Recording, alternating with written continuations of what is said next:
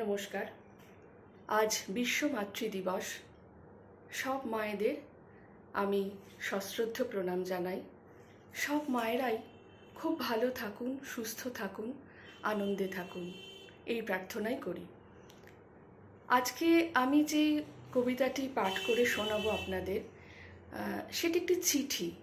একটি মেয়ে তার বিবাহিত জীবনে, মানে বিয়ে হয়ে যাওয়ার পরে আর কি, তার মাকে লিখেছে।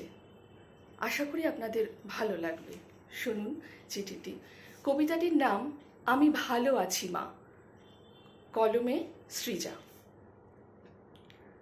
আমি ভালো আছি মা, তুমি যেমন যেমন বলেছিলে ঠিক তেমন করেই আছি।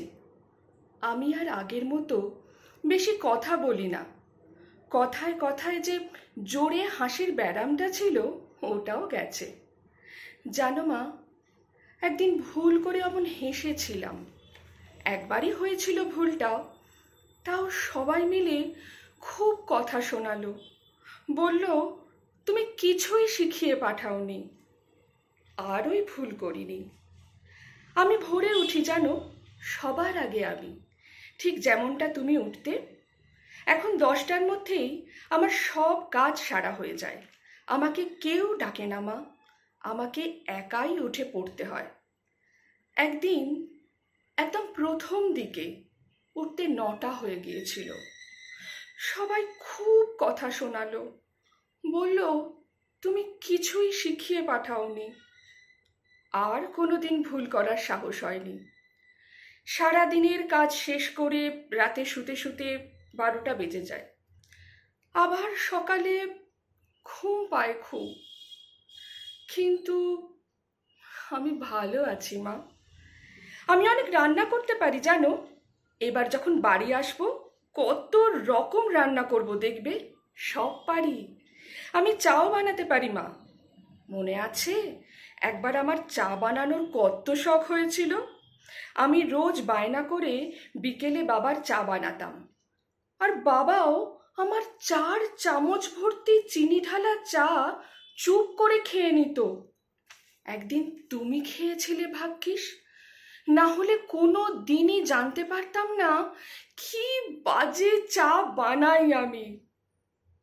একদিন ডাল বানাতে গিয়ে ভুলে 2বার নুন দিয়ে ফেললাম। উফ, সারাটা দিন ঝামেলা চলল। সবাই বলল মা তুমি আমাকে কিচ্ছু শিখিয়ে পাঠাওনি। তবে যে তুমি আমাকে রবীন্দ্রনাথ শেখালে। সবাই বলতো আমি কত ভালো গান গাই। আমি যখন শেষের কবিতা পড়তাম তুমি বলতে এমন করে কেউ পারবে না রে তিন্নি। আমার ক্লাস 1 থেকে সব মার্কশিট তুমি গুছিয়ে রেখেছিলে। আমি হাসতাম, বলতাম কি হবে মা এগুলো দিয়ে, আমার তো মাস্টার্সও হয়ে গেল।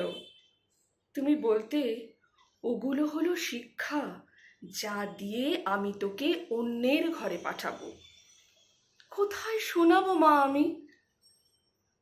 ভালোবেসে সখী নিভৃতে যতনি আমার নামটি লিখো তোমার মনের মন্দিরে। কোথায় খুলে বসবো সঞ্চয়িতা?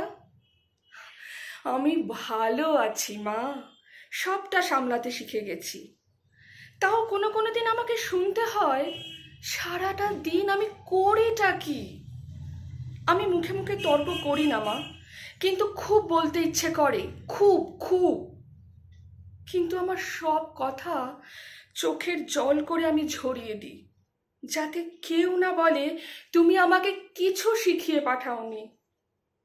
তোমার কাছে খুব যেতে ইচ্ছে করে মা, কিন্তু অনুমতি তো ওভাবে পাওয়া যায় না। তাই আর কিছুদিন অপেক্ষা করো।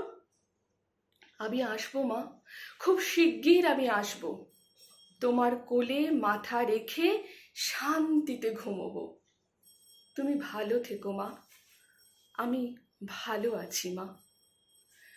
সব মায়েদের বলবো আপনারা আশীর্বাদী হাত আমাদের মাথার ওপর রাখুন সব সময়।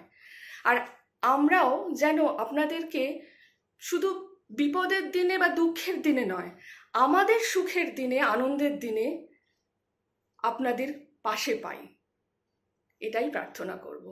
নমস্কার, সবাই ভালো থাকবেন।